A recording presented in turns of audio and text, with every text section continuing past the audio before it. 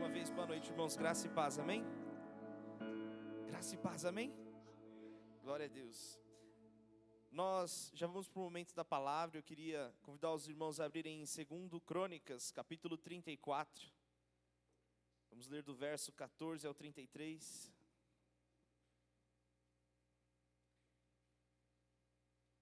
Segundo Crônicas 34, versículo 14 ao 33.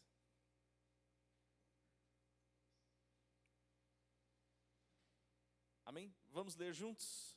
Diz assim: enquanto estavam retirando a prata recolhida no templo do Senhor, o sacerdote Ilquias encontrou o livro da lei do Senhor, escrito por Moisés. Ilquias disse a Safã, secretário da corte: encontrei o livro da lei no templo do Senhor. E Ilquias entregou o livro a Safã.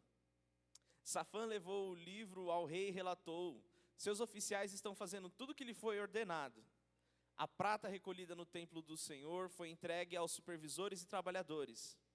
Safã também disse ao rei: o sacerdote Ilquias me entregou um livro. E Safã leu o livro para o rei. Quando o rei ouviu o que estava escrito na lei, rasgou suas roupas.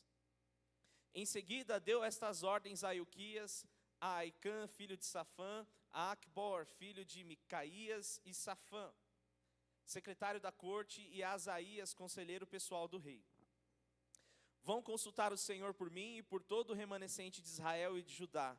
Perguntem a respeito das palavras escritas no livro que foi encontrado. A grande ira do Senhor foi derramada sobre nós, pois nossos antepassados não obedeceram à palavra do Senhor. Não temos feito o que este livro ordena. Então Ilquias e os outros homens foram ao bairro Novo de Jerusalém consultar a profetisa Ulda. Ela era esposa de Salum, filho de Tocate, filho de Arás, responsável pelo guarda-roupa do templo. Ela lhe disse: o Senhor, o Deus de Israel, falou: voltem e digam ao homem que os enviou, que assim diz o Senhor: trarei desgraça sobre esta cidade e sobre seus habitantes. Todas as maldições escritas no livro que foi lido para o rei de Judá se cumprirão. Pois o meu povo me abandonou e queimou incenso a outros deuses, e estou grandemente irado com eles por tudo que fizeram. Minha ira será derramada sobre este lugar e não será apagada. Mas vão ao rei de Judá, que os enviou para consultarem o Senhor, e digam-lhe que assim diz o Senhor, o Deus de Israel, a respeito da mensagem que acabaram de ouvir. Você se arrependeu e se humilhou diante de Deus quando ouviu as palavras dele contra esta cidade e contra seus habitantes. Você se humilhou, rasgou suas roupas e chorou diante de mim, e eu certamente o ouvi, diz o Senhor.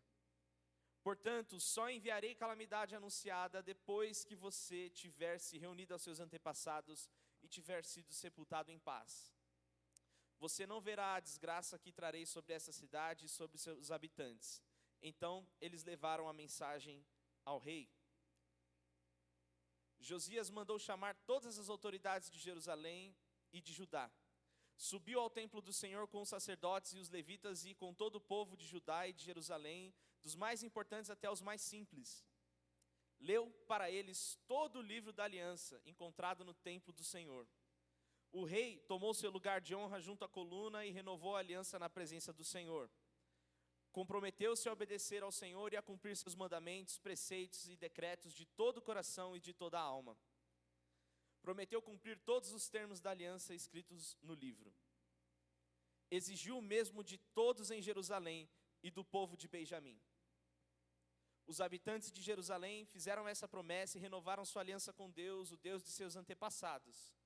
Josias removeu todos os ídolos repulsivos de toda a terra de Israel e exigiu que todos adorassem o Senhor seu Deus. E pelo restante da vida do rei, eles não se afastaram do Senhor, o Deus de seus antepassados. Então Josias celebrou a Páscoa. Não, aí já é outro capítulo.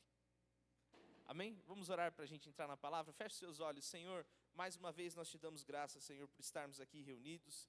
Sabemos, ó Deus, que as Escrituras, Senhor, são lâmpadas para o nosso caminho, Senhor, e nós queremos te pedir que o Senhor ilumine a nossa mente, o nosso coração, incendeie o nosso coração com a tua palavra nessa noite, Pai. É o que nós te pedimos em nome de Jesus. Amém. Pode se assentar. Nós estamos falando da reforma protestante e vale aqui lembrar do que nós falamos rapidamente, né? Do que nós falamos até agora. Solos Cristo e a sua obra são suficientes. A obra de Jesus é suficiente, a obra de salvação de Jesus é suficiente e somente por Jesus nós fomos salvos. Sola fide, a fé, como único meio utilizado por Deus para que o homem acesse a graça da salvação. Você não é salvo por ser bonzinho, não é salvo por ser perfeito, você é salvo porque crê, e crê no Senhor Jesus somente. Somente a graça, a salvação, é uma iniciativa divina. Deus é quem, por sua misericórdia, decide salvar o homem.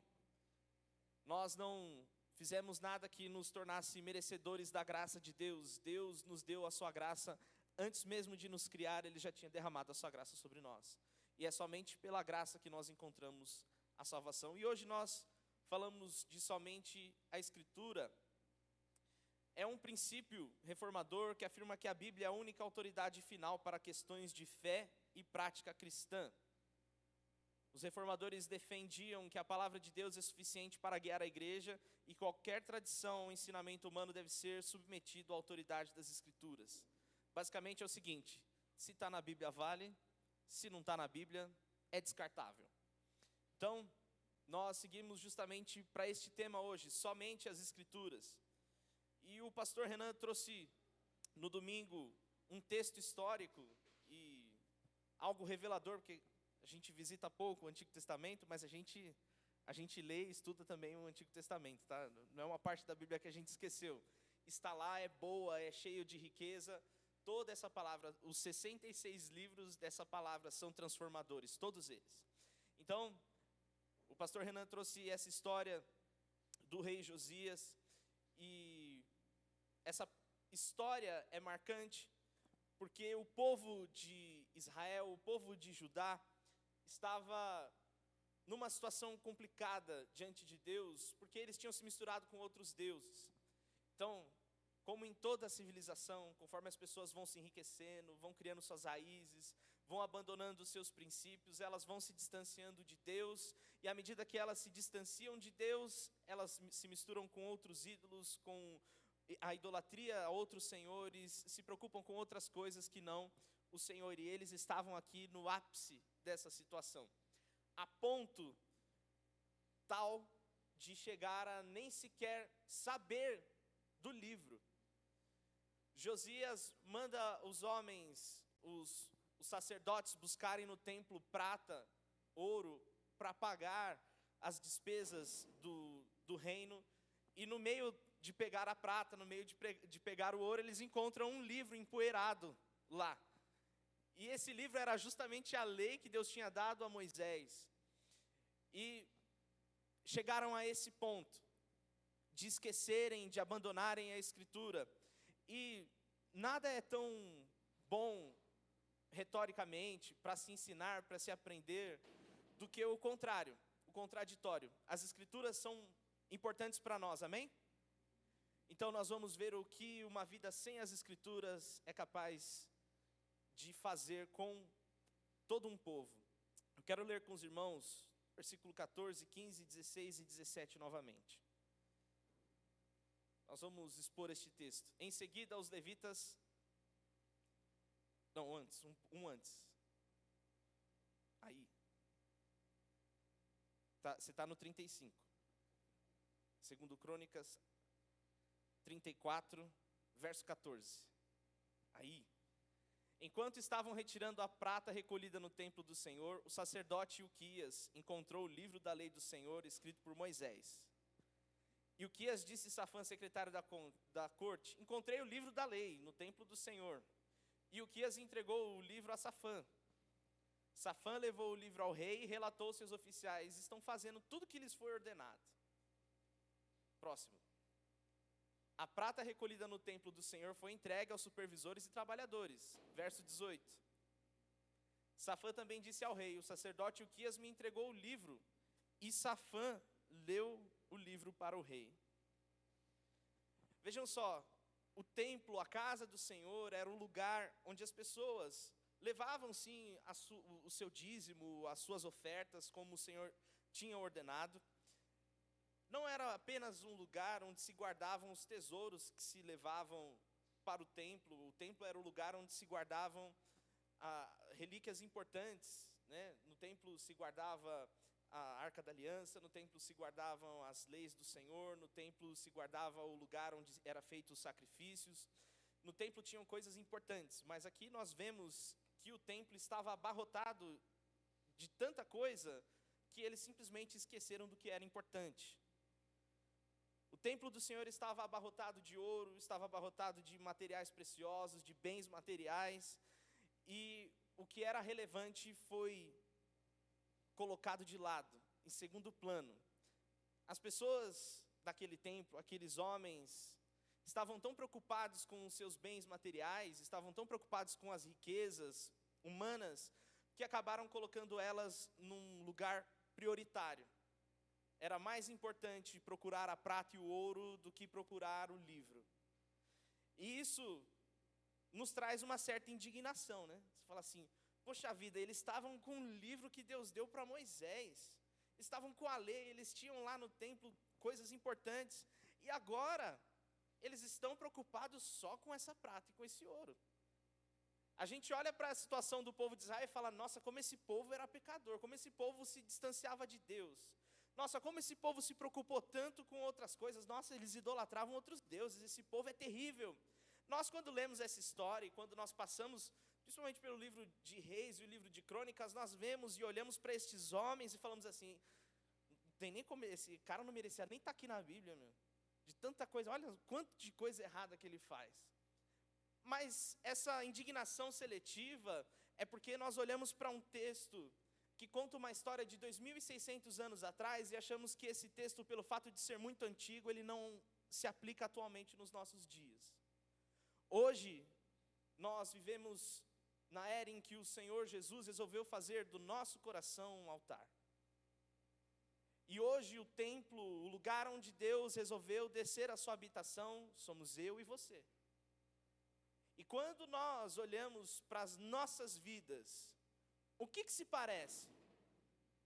Quando nós olhamos para o nosso coração, quando nós olhamos para aquilo que te preocupou o dia todo, aquilo que você meditou a semana toda, quando eu e você olhamos para o nosso coração, o que nós vemos? Nós vemos as preocupações com as coisas dessa vida, com o ouro, com a prata, com o que nós estamos ganhando, com aquilo que nós estamos buscando, ou nós olhamos e vemos o livro do Senhor no seu devido lugar, o livro do Senhor sendo meditado, o livro do Senhor sendo meditado nos nossos corações.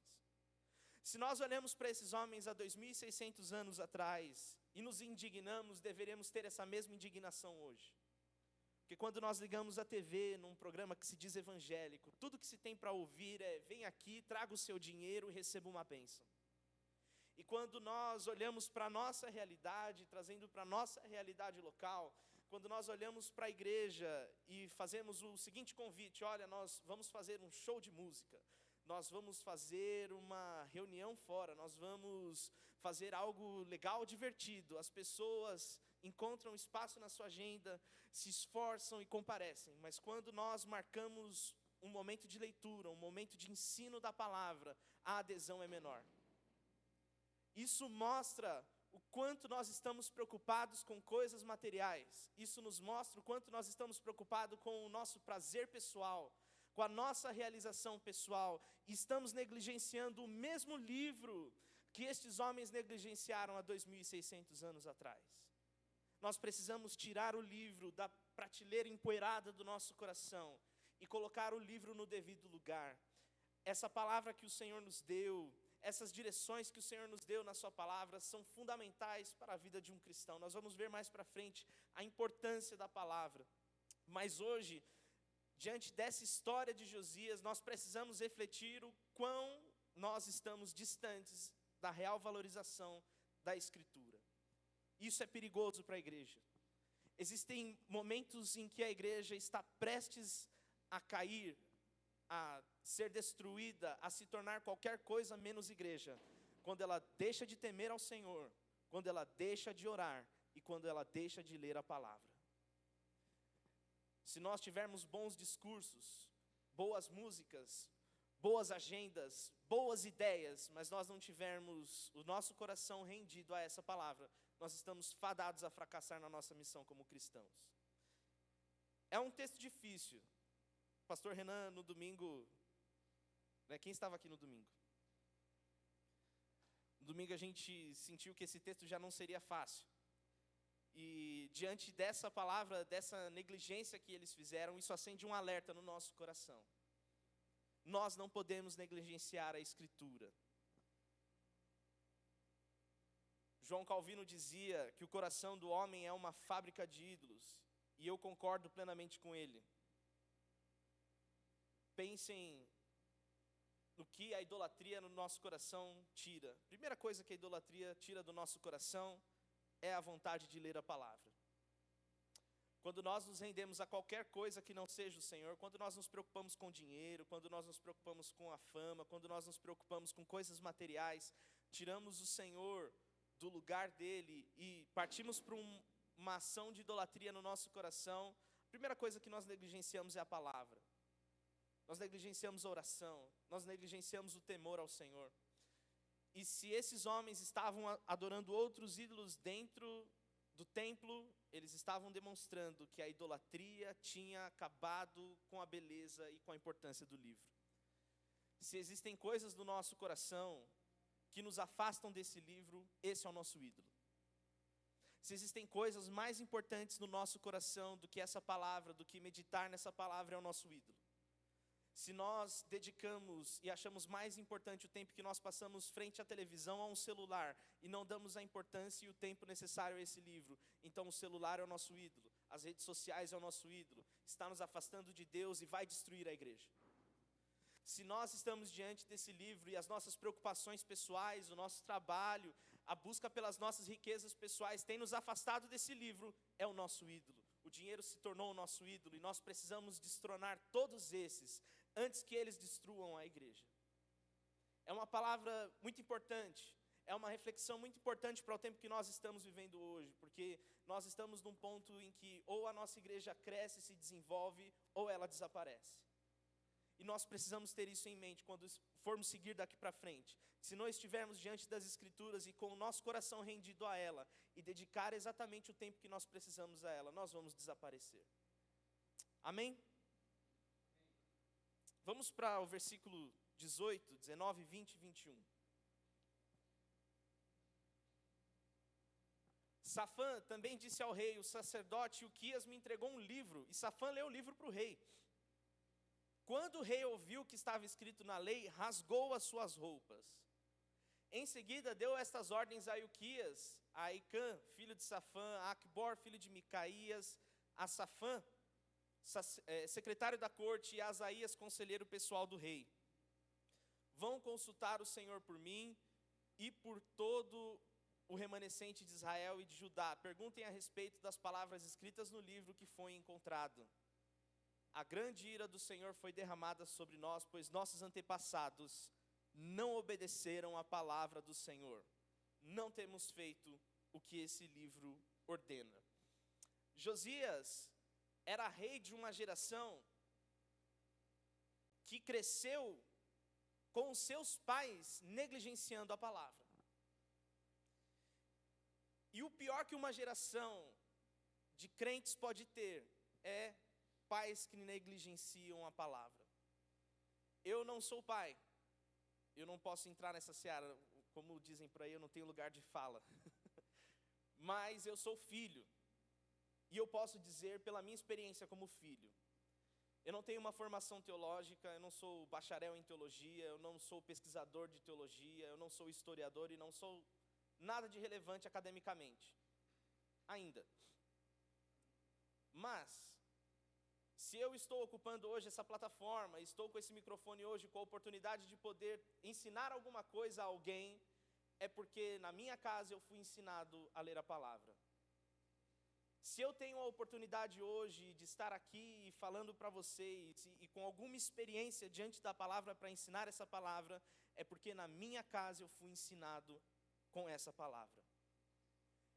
Se vocês olham para mim e veem alguma sabedoria, eu alcancei ela claro, pela graça do Espírito Santo, mas principalmente na escola bíblica dominical, com os meus pais lendo os salmos em casa, orando em volta da mesa, conversando sobre a palavra e ouvindo sobre a palavra dentro de casa.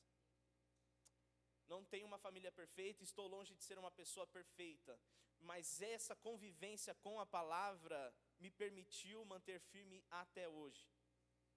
E se nós queremos olhar para a nossa geração, para essas crianças que estão aqui, para os nossos filhos, para os nossos sobrinhos, para as crianças que estão na nossa casa, nós precisamos ter pelo menos a mentalidade de que queremos que eles sejam um pouco melhor que nós. Nós iremos fracassar se os nossos filhos, se as nossas crianças forem piores do que a gente. E se nós queremos que elas sejam melhores do que nós temos que ler mais do que leram para nós. Nós temos que ensinar mais do que ensinaram para nós. Nós temos que dedicar mais tempo. Josias não ouviu seu pai ler o livro. Não viu seu pai ouvir o livro. Josias não viu a sua família ter contato com esse livro. E sabe o que aconteceu com Josias? Ele nem sabia o que estava escrito no livro. Se as crianças não ouvirem nós falar para elas do livro, se as crianças não ouvirem de nós a história do livro, a importância do livro, não verem em nós o exemplo de ler e se dedicar com tempo a esse livro, elas não vão ler o livro, não vão se importar com o livro, não vão saber do livro e não vão ter nada para dizer sobre o livro. E vão chegar no futuro das suas vidas, na fase adulta, lá com seus 20, 30 anos, olhar, perceber no livro que eles tinham a solução para a sua vida. Nós não podemos deixar as nossas crianças perder tempo. Se nós queremos uma geração próxima melhor do que a nossa, precisamos dedicar tempo para que elas conheçam o livro. Se você deixar uma grande fortuna para o seu filho e não deixar o livro, ele vai se perder. Ele vai ser uma pessoa bem rica, mas bem condenada ao inferno também. Mas se você não conseguir deixar nenhum centavo para o seu filho, mas deixar a herança de ler as Escrituras, ele vai ter tudo que precisa. Bom que seja que nós entreguemos à próxima geração bens materiais, bênçãos, riquezas, para que eles sejam melhores do que nós, mas principalmente que eles não percam o livro. Amém? Vamos para o verso 22, e aí vem um tempo complicado. Versículo 22. Então Ilquias e os outros homens foram ao bairro Novo de Jerusalém consultar a profetisa Hulda. Ela era esposa de Salum, filho de Tocate, filho de Arás, responsável pelo guarda-roupa do templo. Segura aí. Olha só como a situação estava tão grande, num ponto sem volta, que os profetas do templo não tinham contato nenhum com Deus. Eles tinham se distanciado tanto do livro que eles não tinham nenhuma solução para a consulta do rei. O rei, quando precisou de uma resposta de Deus, ele foi buscar uma profetisa na cidade nova de Jerusalém. Não tinha ninguém no templo que pudesse dar uma direção. Pessoas que não têm a palavra de Deus, pessoas que não buscam na palavra de Deus, não têm direção nenhuma para dar para ninguém. Se nós queremos ser a ponte para o mundo, se nós queremos ser a solução, trazer soluções para a sociedade, se nós queremos transformar o nosso bairro, a nossa cidade, a vida de pessoas, nós precisamos entender que sem essa palavra, nós não temos nada de importante a dizer. O rei, quando precisou consultar alguém, consultou alguém fora do templo, porque não tinha ninguém lá que soubesse da palavra. Vamos seguir, verso 23. Ele lhes disse: o Senhor, o Deus de Israel, falou: voltem e digam ao homem que os enviou, que assim diz o Senhor: trarei desgraça sobre essa cidade e sobre os seus habitantes. Todas as maldições escritas no livro que foi lido para o rei de Judá se cumprirão. Verso 25. Pois o meu povo me abandonou, queimou incenso a outros deuses, e eu estou grandemente irado com eles por tudo que fizeram. Olha só, aqui Deus traz uma palavra de tempos difíceis, porque esses homens criaram outros ídolos dentro do templo, dentro do seu coração, e porque abandonaram a palavra dele. E tempos de desgraça esperam os que não praticam a Escritura. Você vai dizer assim: nossa, mas a gente está falando, acabou de falar sola gratia, sola escritura. Não é seu estilo aí da profetada de desgraça para ninguém. Não, não é isso que eu estou falando. Não estou falando de tempos proféticos terríveis e calamitosos provenientes de Deus, mas provenientes da nossa própria vida cotidiana. As pessoas que se afastam desse livro, se afastam da razão da sua esperança, vivem longe da sua esperança, trabalham e correm atrás do vento. As pessoas que estão longe desse livro são enganadas diariamente por pessoas que pegam esse livro e manipulam de maneira hábil para tirar o seu dinheiro, para tirar o seu tempo, para fazer deste livro um motivo de você estar escravizado diante deles. Então, tempos de desgraça aguardam os que não guardam as escrituras. Não é porque Deus vai mandar um raio do céu e queimar todo mundo, vai fazer chover fogo do céu, não. É porque este livro contém tudo que nós precisamos para a nossa vida cotidiana. E se eu e você não tivermos o contato necessário com esse livro, nós vamos perder a oportunidade de viver a graça desse livro. Se nós não lemos a palavra, nós perdemos a riqueza da palavra. Nosso trabalho é só nosso trabalho, a nossa vida aqui é só uma vida religiosa e vazia, nós não temos motivação nenhuma para seguir. Mas se nós temos este livro, nós vamos viver dias difíceis como qualquer outra pessoa, mas vamos ter a razão da nossa esperança guardada no nosso coração. Então, por mais que os tempos ruins e tempos difíceis vão vir para todos, crentes e não crentes, os crentes que guardam essa palavra vivem com esperança. E é por isso que nós não podemos perder esse livro. Josias recebeu uma palavra profética de destruição. E toda vez que o homem que conheceu ao Senhor se distancia desse livro, vivencia tempos difíceis.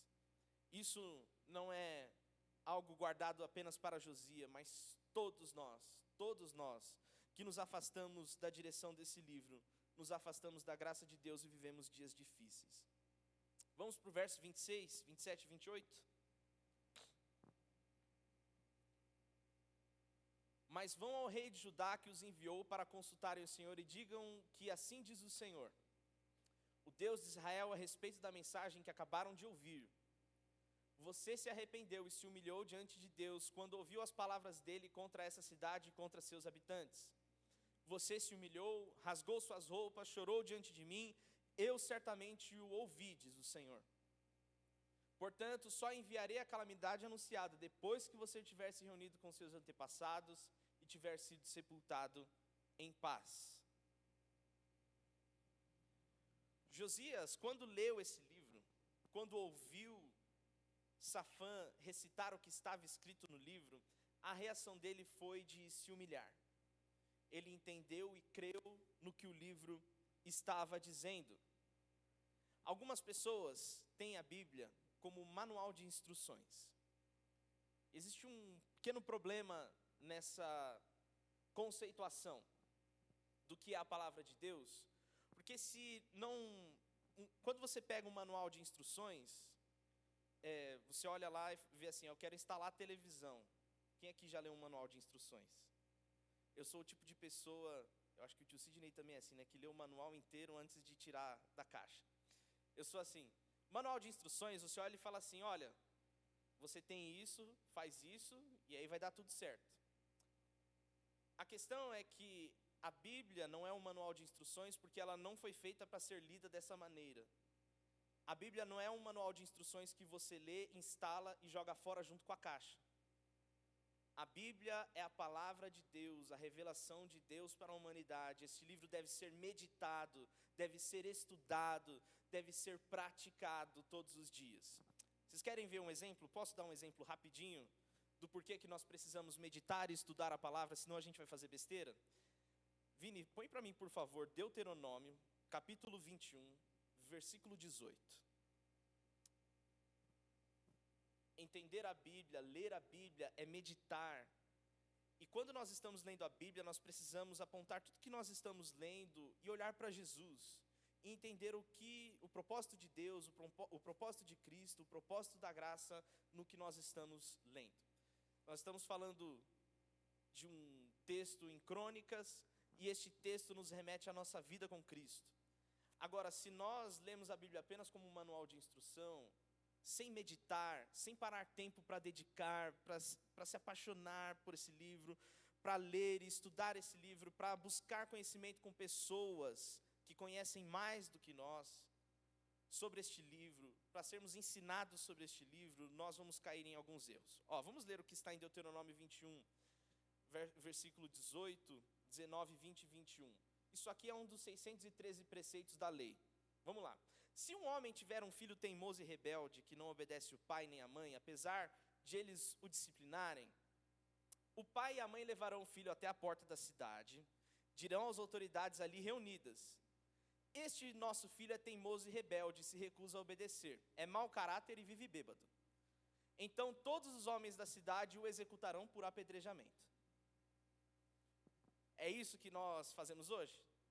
Vocês acham que essa é a melhor maneira de abordar uma situação de um filho rebelde? Os filhos rebeldes que estão aqui estão preocupados se essa lei entrar em vigor. Deuteronômio conta a história e conta os passos em que a lei do Senhor foi dada ao povo de Israel. Estão ali regras de como o sacerdote deveria se vestir, de como se deveriam ser feitos os sacrifícios no templo. Estão ali todas as regras, leis cerimoniais, de dieta e de convivência como um povo. Se nós não lermos esse livro e não estudarmos, entendem o tamanho das besteiras que podem ser feitas? A gente pode pegar uma criança, botar no meio da rua e apedrejar ela. Já fizeram pior com esse livro, já mataram pessoas usando esse livro. Já se abusou de pessoas financeiramente, emocionalmente, de todas as maneiras possíveis, utilizando esse livro. Todos os dias, pessoas são enganadas e têm o seu dinheiro levado, quando homens habilidosos e maldosos pegam esse livro e usam esse livro como forma de tirar dinheiro das pessoas. Esse livro não é apenas um livro para ser lido, guardado e jogado numa caixa. Temos que meditar nele de dia e de noite. É só essa leitura contínua, esse estudo contínuo, a busca contínua na palavra que vai nos manter livres, que vai nos manter próximos do Senhor e com o nosso coração devotado a Deus. Josias, quando leu o que estava escrito na lei, dobrou os seus joelhos e se rendeu a essa palavra. Quem lê o livro não pega um manual de instruções, pega uma palavra para se render. A lei aponta o tamanho do nosso pecado e o quanto nós estamos distante de Deus. Este livro serve para ser lido, para nos tornar mais rendidos ao Senhor. À medida que eu leio a palavra, eu me torno mais servo. À medida que eu leio a palavra, eu me torno mais humilde. À medida que eu leio a palavra, eu busco me santificar mais. À medida que eu leio a palavra, o Senhor abençoa o meu coração e guarda os meus pensamentos. Sem essa palavra, sem a meditação correta dessa palavra, sem a busca pelo ensino, sem nós nos dedicarmos vindo aqui na terça-feira para aprender dessa palavra, nós vamos cair em muitas besteiras, vamos cometer muitos erros. Não é um texto fácil de ser lido, não é uma palavra fácil de ser lida. Foi escrito em hebraico e uma parte foi em grego, foi traduzida para o latim, foi traduzida para o inglês, depois foi traduzida por português. Nós temos problemas, dificuldades na leitura, na aprendizagem, temos limitações e precisamos de ajuda para ler esse livro. Dediquem tempo para aprender e para estudar esse livro. Esse é um problema, e as Escrituras só trazem transformação como essa que Josias viveu quando nós lemos, meditamos e nos rendemos. Tem transformação nas Escrituras, amém? Amém? Mas para aqueles que se rendem a ela. No versículo 29 ao 33, eu não vou ler porque nós já estamos avançados no tempo, mas Josias chama as autoridades, chama todo o povo e decreta: nós vamos parar de fazer isso, vamos jogar todos os ídolos do templo fora, vamos reformar o nosso comportamento de volta às Escrituras. Toda reforma do crente, toda reforma que a igreja passa, toda reforma que o povo de Deus passa, começa pelas Escrituras. Quando Martinho Lutero, quando João Calvino promoveram ideias e transformações e reformas para o comportamento da igreja, para o comportamento do povo de Deus, eles fizeram isso com base na palavra, como Josias, que se deparou com esse texto e transformou todo o comportamento do povo pela palavra. Toda reforma passa pela palavra. E toda reforma começa pela leitura da palavra. Se nós estamos falando sobre reforma protestante, se nós queremos trazer alguma transformação de comportamento do que está errado e queremos reformar alguma coisa em nós como igreja, deve-se começar pela palavra. Amém? Amém? Se coloquem de pé, nós já vamos encerrar.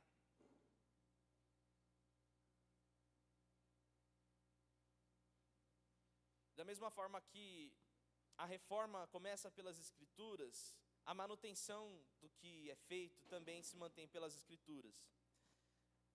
Basta perceber que Martinho Lutero e outros que o precederam trouxeram tantos questionamentos a um comportamento errado da igreja, de como os homens estavam usando a Bíblia, estavam usando a palavra para enriquecerem, para cumprir os seus interesses políticos, sociais e financeiros. Hoje as coisas rodaram e estão caindo no mesmo lugar. Se nós quisermos manter essa reforma de pé, nós precisamos voltar os nossos corações para a palavra mais uma vez. Colocar o livro no lugar que é de direito dele, nos nossos corações, no nosso tempo, na nossa dedicação, e que o Espírito Santo guarde em nós essa palavra, e que o que nós lermos nessa palavra traga transformação para as nossas vidas. Amém? Vamos orar juntos. Pai, nós te agradecemos, Senhor, porque o Senhor nos abençoou com a tua palavra, Senhor, e hoje nós podemos, ó Deus, encontrar luz para os nossos caminhos, Senhor, luz neste mundo cheio de trevas, Senhor. E quando nós abrimos este livro e temos a oportunidade de meditar na tua palavra, de estudar a tua palavra, Senhor, de dedicar tempo a ela, Senhor, isso, ó Deus, tem abençoado as nossas vidas, Senhor. Nós, ó Deus, temos encontrado paz e liberdade quando lemos e meditamos na tua palavra. Por isso, Senhor, abençoe o nosso coração, Senhor. Traga no nosso espírito, Senhor, a intenção, Senhor, e a consciência, ó Deus, da importância da tua palavra, Senhor. E que a nossa igreja, ó Deus, possa cada dia mais, Senhor, se dedicar de coração a essa palavra, Senhor, a tua palavra, Senhor, e somente a tua palavra. Nós oramos a Deus e te agradecemos em nome de Jesus. Amém e amém. Deus abençoe. Amém. Boa noite, graça e paz. Boa noite, graça e paz. Eu vou caminhar para o encerramento. Antes eu vou falar das ofertas dos dízimos, mas vai ser muito rápido. Quando o Lucas encerra o texto aqui em 2 Crônicas 34, lá no verso 33, parece que a história acaba com um final feliz. É ou não é? A Bíblia vai dizer o seguinte, vai dizer que Josias foi à coluna do templo, chamou todas as pessoas, exigiu deles que eles fossem servos fiéis do Senhor, e que todos eles aceitaram bondosamente, passivamente, e que eles viveram em paz na presença de Deus. Isso é bom, amém? Não? Então, bom deve ser o Satanás, então, se isso não é bom, sei lá. Isso é bom, amém? Só que a história não acaba aqui. Depois de Josias, reinou o seu filho Joacás, e a Bíblia diz que ele fez o que era mal aos olhos do Senhor. Então depois dele reinou Joaquim, e a Bíblia disse que ele fez o que era mal diante do Senhor. Então depois de Joaquim, reinou Joaquim II, e a Bíblia diz que ele fez o que era mal diante do Senhor. Então depois de Joaquim, reinou Zedequias, e a Bíblia diz que Zedequias fez o que era mal. Até que, em 2 Crônicas 35, a Síria, os inimigos de Deus, tomam Judá, escravizam os reis, e a Bíblia vai dizer algo sobre o homem mau da história. Ciro, o rei da Pérsia, diz o seguinte, 2 Crônicas 35, 2 Crônicas 36, lá no final, no 22, vai dizer o seguinte: no primeiro ano do reinado de Ciro, o rei da Pérsia, o Senhor cumpriu a profecia que havia anunciado por meio de Jeremias. O Senhor despertou o coração de Ciro para registrar por escrito a seguinte proclamação e enviá-la a todo o seu reino. Veja só, Deus falou com Ciro, o rei da Pérsia, o homem que havia escravizado o povo de Deus, e falou para ele: honre as palavras de Jeremias. E as palavras de Jeremias, se você continuar lendo o texto, era o seguinte: Ciro foi chamado para investir no reino de Deus, para construir um templo. E sabe o que ele fez? Ele disse aos filhos de Judá: voltem e façam o que o Senhor disse. Deus chamou um ímpio para consertar a casa. O templo não foi construído porque um homem de Deus se levantou, não. Quem se levantou e colocou as pessoas para trabalhar foi Ciro, o rei da Pérsia, o inimigo de Deus, amando de Deus.